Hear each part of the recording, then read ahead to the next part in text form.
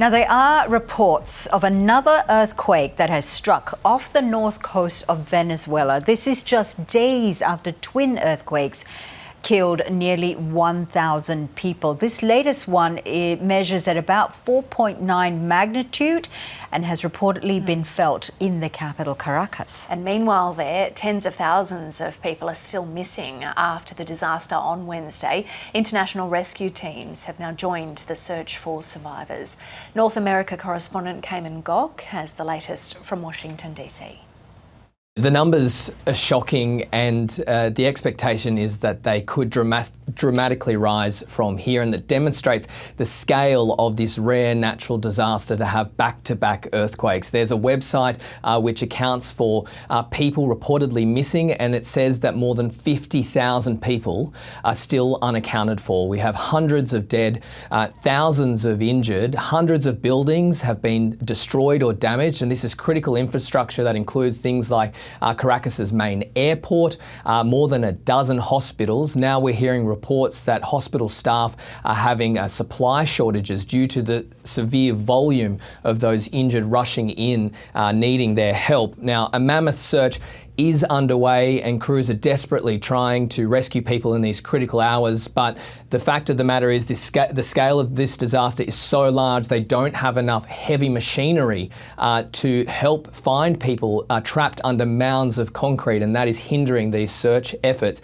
And this is a country that was already in a humanitarian crisis. Over the last decade, nearly 8 million Venezuelans had fled the country for a number of reasons, due to human rights limitations, a failing economy, a crumbling infrastructure, corruption in the nation, a lack of job opportunities. So this country was already suffering. Now millions of Venezuelans who are abroad are trying to contact loved ones who stayed, and they're having trouble doing so because so many communication lines are down because of this disaster as well. And the stories that we are hearing are horrific. Those who have survived, many know that their loved ones have died, and others are just waiting helplessly to see or hear news if friends and family have made it out alive. Take a listen.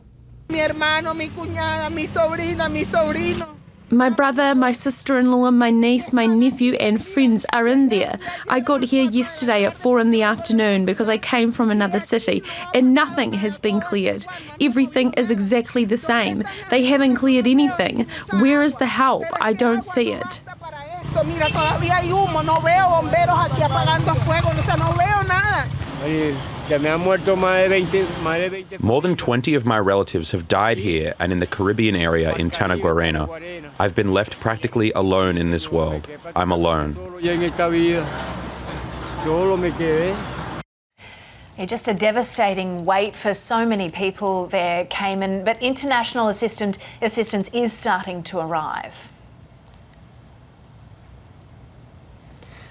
Yeah, the international response has been immense, but as you heard, there is frustration because the issue is getting them to Venezuela at the moment, given the fact that the main airport is down. But countries from around the world have rallied to provide aid and support. We know that many of the Latin American neighbours, like Colombia, there are countries like the UK, Turkey and the United States, to name a few, are offering help and search crews, as well as even the Vatican sending aid to this country in need right now. In particular, the United States, it's significant because only 7 months ago, America considered Venezuela an enemy. In fact, in January, United States troops literally went into the capital of Venezuela in the middle of the night to capture then leader Nicolas Maduro in a brazen military raid to take him to a New York prison.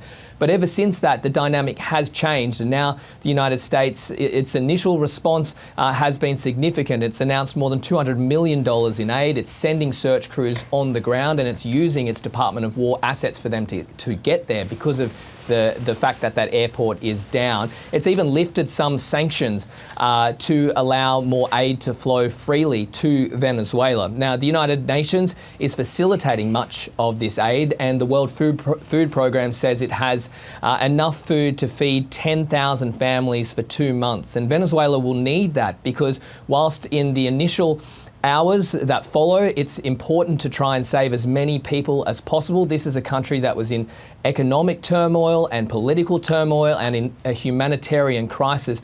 It will need that long-term support if it's ever to rebuild and recover, because the scale of this disaster has impacted this country far and wide. All right, North America correspondent Cayman Gok with the latest there. Thank you.